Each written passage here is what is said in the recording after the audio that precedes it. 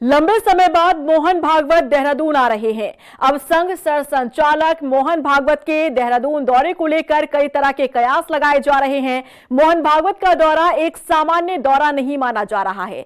सियासी गलियारों में चर्चाएं हैं कि उनके दौरे से उत्तराखंड की राजनीति में बड़ा बदलाव हो सकता है। आखिर कैसे, समझिए इस रिपोर्ट से। मोहन भागवत का देहरादून दौरा 2027 चुनाव से पहले कई मायनों में खास दौरा। मोहन भागवत के दौरे से आखिर क्या होगा बदलाव? संघ सरसंचालक मोहन भागवत 22 और 23 फरवरी को देहरादून आ रहे हैं।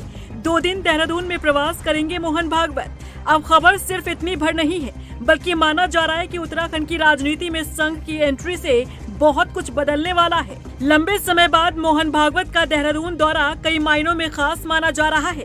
सूत्रों के मुताबिक मोहन भागवत बीजेपी के आलाकमान और पदाधिकारियों से भी बातचीत कर सकते हैं। प्रदेश की धामित सरकार कैसा काम कर रही है, इसका रिपोर्ट कार्ड भी ले सकते हैं, क्योंकि संघ के काम करने का तरीका इस बात की तस्दीक करता है कि दून दौरे के दौरान धामित सरकार का रिपोर्ट कार्ड संघ देख सकता है, जिसके बाद आगे की रणनीति तय की जाएगी। ये बात भी किसी से छिपी नहीं कि बीजेपी की राजनीति संघ से होकर ही गुजरती है।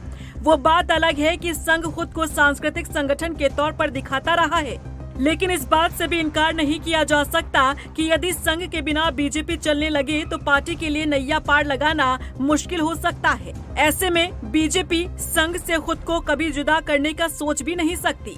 अब सियासी जानकार ये भी मान रहे हैं कि प्रदेश के भीतर बीते दिनों में जो घटनाएं हुई, सरकार और संगठन के बीच तालमेल में कमी हो या फिर अपनों के खिलाफ ही मोर्चा खोले कुछ गुट, उसे भी शांत करने की कोशिश संघ कर सकता है। त्रिवेंद्र सिंह रावत हो या फिर अरविंद पांडे, ये ऐसे नेता हैं जो अपनों के खिलाफ आवाज उठाते रहे हैं और ये नेता संघ के करीबी भी माने जाते हैं।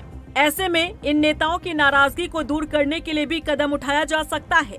माना जा रहा है कि इन तमाम चीजों को देखने के बाद ही संघ आगे की रणनीति तैयार करेगा, क्योंकि मोहन भागवत का देहरादून आना ये बताता है कि 27 से पहले उत्तराखंड का माहौल क्या कहता है। इसे समझने के लिए मोहन भागवत आ रहे हैं, क्योंकि कई ऐसे मुद्दे हैं जो बीजेपी के लिए बैकफायर कर सकते हैं। अब समय रहते कैसे अंडर कंट्रोल करना है, इसे भी देखा परखा जाएगा और 27 की रणनीति के लिए कदम बढ़ाया जाएगा। सवाल ये भी है कि आगे कुछ समय के लिए क्या उत्तराखंड की राजनीति संघ के इशारों पर चलने वाली है।